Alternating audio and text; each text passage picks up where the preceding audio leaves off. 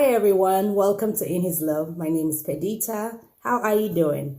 Long time, I know. busy, but I have to create time for you guys also. I'm gonna get it together, and come back again fully. But anyway, I saw this video on Obodo Yibo's TV on YouTube. If you haven't listened to that YouTube channel, Obodo Oyibo TV on YouTube, please go there and listen to some of her videos. They are very educative. They are life-saving. It's full of knowledges that will help you, in life's journey. Very, very helpful. So she brought this news. It's about a Nigerian nurse that dropped dead in the store. That passed away in the store. She just dropped, and by the time they took her to the hospital and all of that, she did not make it, right? So this happens a lot in the diaspora, and this is mostly like, we're talking here about we Africans and nurses in the abroad. Most of us don't take care of ourselves. Let's just be honest here. Most of us don't really take care of ourselves.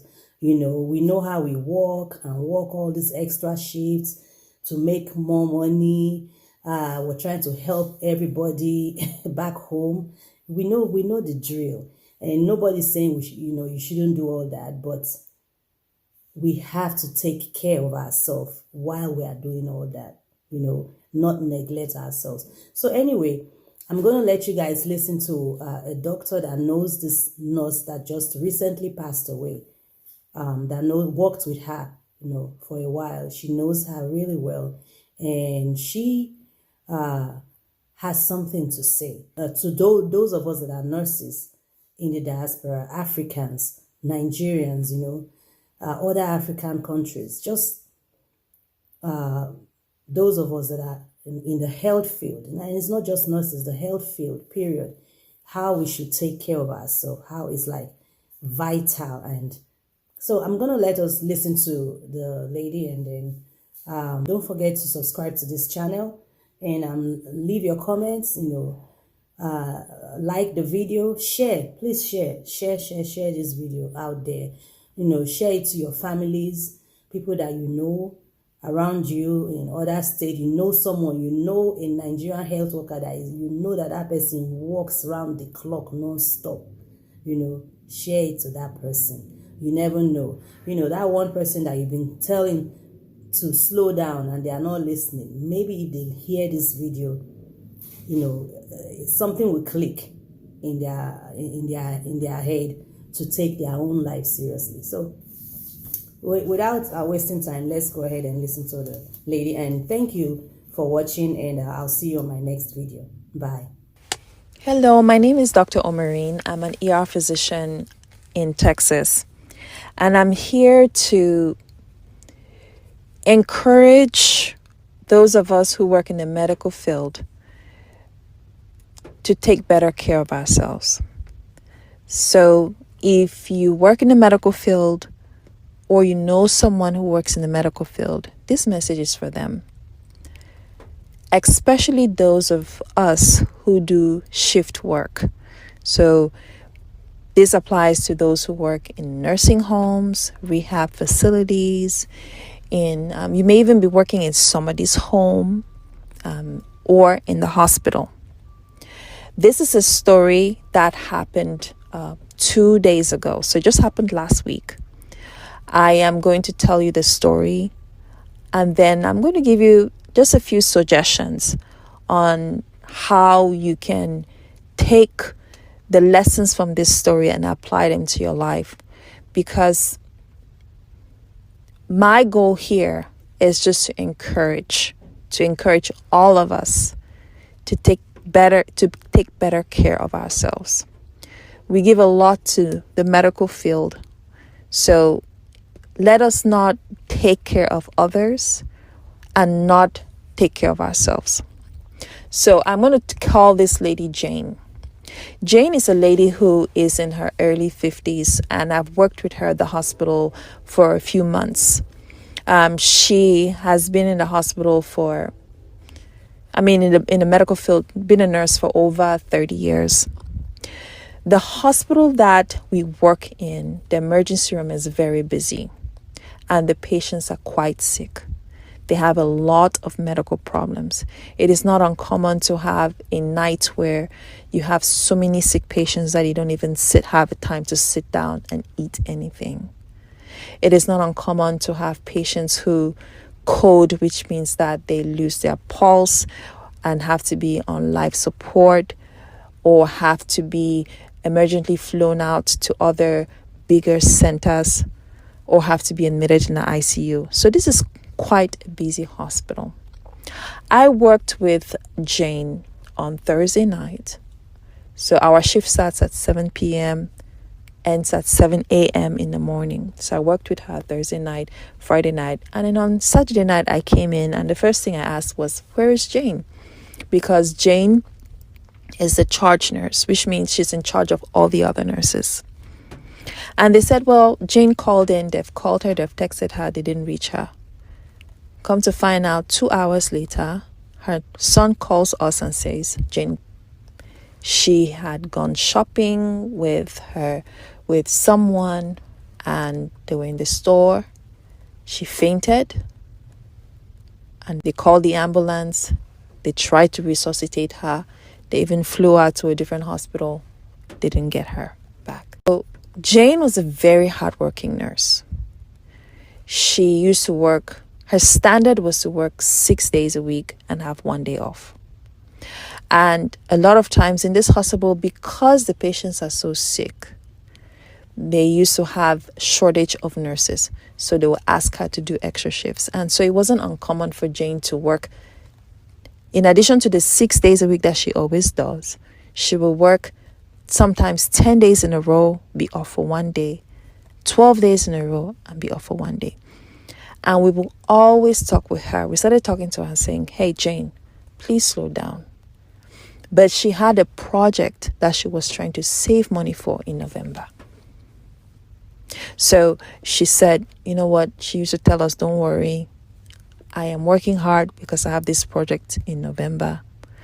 Once I'm done with this project, I will stop. I will take a long vacation, then I will stop working this hard. But unfortunately, she did not make it. This is not the first time that this has happened. This is not the second time. All the nurses who are listening to me, all the doctors who are listening to me, everybody who works as an LVN, a CNA, care workers who do shift works, you are aware of these stories. But why don't we make the changes? So permit me to just give you 3 things that I have noticed as a problem. And I will just permit me to give you 3 simple solutions. The first issue that I've seen is number 1, procrastination. Procrastination. I'm talking to you and I'm talking to myself. You see, a few years ago, I myself, Dr. Omarine, I almost had an accident. Why?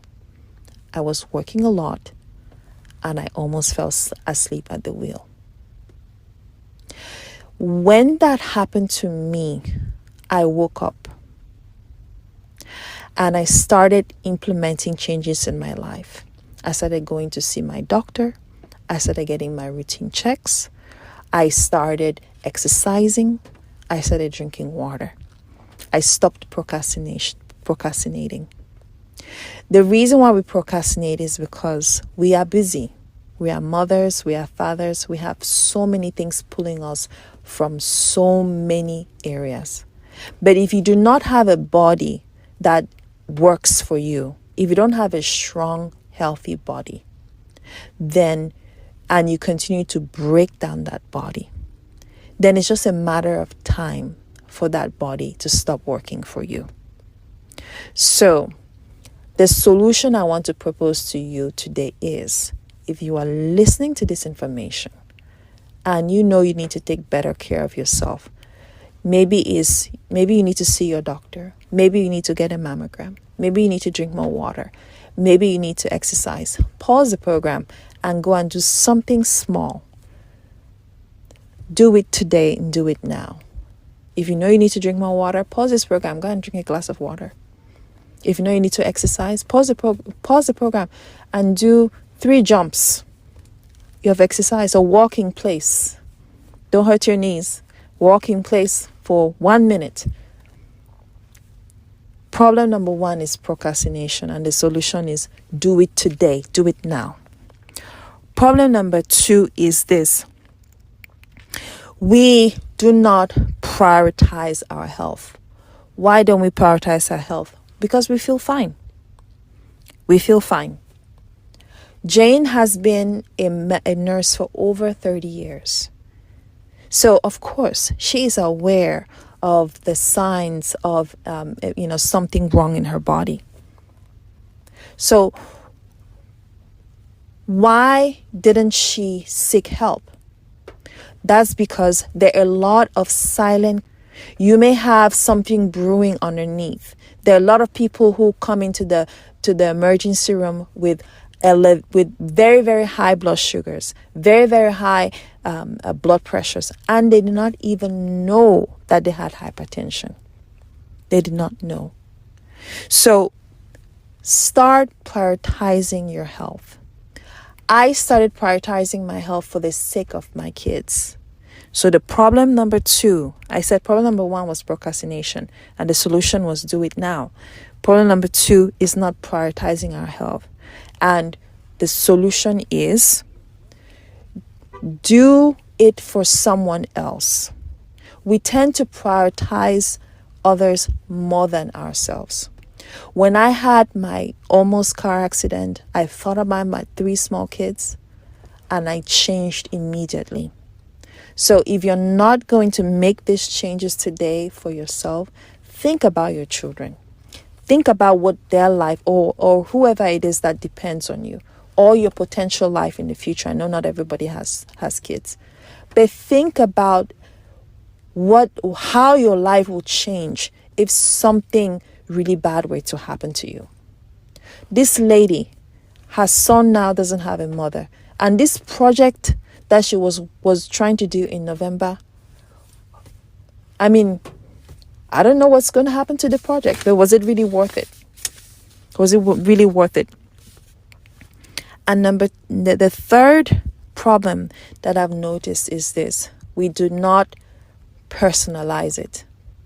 So you may be listening to this information and you say, well, oh, this is so sad. This is a sad story. But you think that, okay, it could happen to others. It will not happen to you. This is not in our family. It is not in our bloodline. God forbid. You are a human being. And these things happen to anybody. It happens to anybody. So the problems are we procrastinate, we do not prioritize, and we do not personalize it. The problems are we procrastinate, we do not prioritize, and we do not personalize it. And the solution is start now. Start now. If you're not going to do something for your kids, if you're not going to prioritize your health for yourself, prioritize it for someone else who is important to you. And see yourself as a human. These are human problems. This is not a white people's problem. Africans get sick too. And it's not someone in your village who is, doing something. It could just be because you're not caring for yourself properly. I hope that this information helps someone out there. Again, you and I, as physicians, as nurses, as CNAs, as LVNs, should take better care of ourselves. And in this audio, I just want to give you some practical things. And this really applies more to women who are in the diaspora, African women who are in the medical field, who are in the diaspora. One of the issues I've found is this. I mentioned in the previous video that we procrastinate. And the reason we procrastinate is because we are so busy. Why are we so busy? Well, most of the time, nurses, physicians, pharmacists, LVNs, CNAs, all the workers in the medical field, we work 12 hours a day most of the time, or sometimes 8 hours a day if you're working in the clinic. And then what do you do when you come back home? You're taking care of kids, you're taking care of the house, you're cooking. So you're basically doing 2 full-time jobs. A lot of our African medical people, women, have nannies, but they have those nannies only when they are at work. So what that means is that you don't really get a break. You come back home and you continue. So my first recommendation is this. Number one, you may have to sacrifice some of that money. Some of that money that you're making, you may want to sacrifice some of it to get someone to help you in the house, even when you're in the house. I have gotten comfortable with someone in the house watching my children and I am sleeping. I have gotten comfortable with someone coming to help me with chores in the house. I've gotten comfortable. I have had a lot of the women I talk to, they do not have any kind of help because there's always a financial reason for it. But my dear, we are the same people who do befitting burials. We are the same people who spend tons of money on parties and events. So for me, I have become unapologetic about hiring help in the United States to come and help me with chores like laundry, like cooking, like cleaning of the home. And this is not just because I'm a doctor. Some people say, well, it's just because you're a doctor, you have the funds. No, remember that a lot of times the more money you make, the more things you have to do with it, the more that is required of you. I do it as a sacrifice, not even as a sacrifice. I do it as an investment in my mental and emotional health. So one of the reasons why we procrastinate and we don't have time is because we don't invest in help. Invest in help, regardless of how much you make. I'm telling you, my dear sister, if you look at what you spend on food that sometimes we throw away in the USA, if you look at how much you're sending home for a house that you may never even live in, for people who may be even taking the money and doing what's what, I don't want to go there. But you could be investing that money in getting people to help you with those practical things that suck your energy. I made a decision a few years ago, and my decision was that if I can get someone to do it for me, I am not going to do it. Call me lazy, call me whatever you want to call me, but this is an investment in my emotional and mental health. Because as my children grow older, I have to take care of them. A lot of our African women in and out of the medical field are so exhausted because you have so much to do. You work all day long. You come home, you do so many chores. You have to go to the grocery store. You have to go here, go there, do all these commitments. And then you don't even have time to raise your children or teach your children or be there for your children or just sit with your children. You're shouting, you're screaming because you're tired. So my sisters, I'm talking to you, I'm talking to myself as well. Get help in America. Invest in help in America. It's an investment in your mental health for practical things like laundry, cooking, cleaning of the house, grocery shopping. And you don't only have to get those things when you are off and when you are working in a hospital. Get those things when you are off, when you are at home, when you are at home as well. Number 2, I made the decision that I must have a certain number of days a week off. So I must have a day off to myself.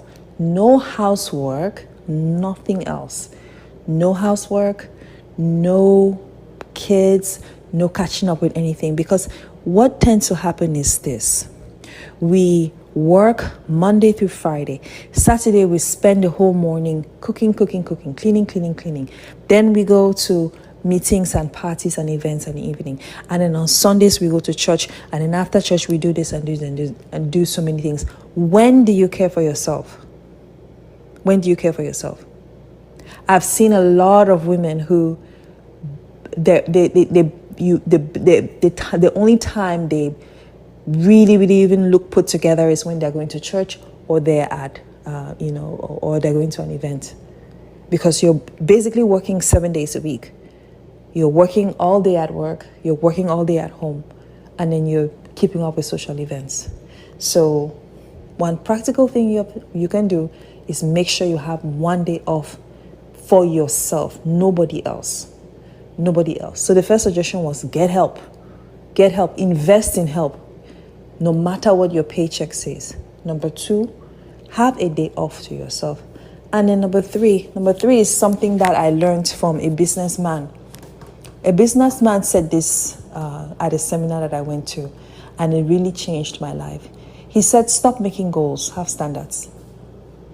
If I tell you that my goal is to brush my teeth in the morning, or I tell you that my goal is to feed my children in the morning, or to feed my children, what am I saying? I'm saying that it's an option. I'm saying that, well, if I wake up and I don't feel like brushing my teeth, I may not brush my teeth. I'm saying that if I don't feel like, feeding my children, or if something happens, I may not feed my children. But if I say my standard is to brush my teeth in the morning, my standard is my children shall have a good meal in the morning, then it means that it is going to happen regardless.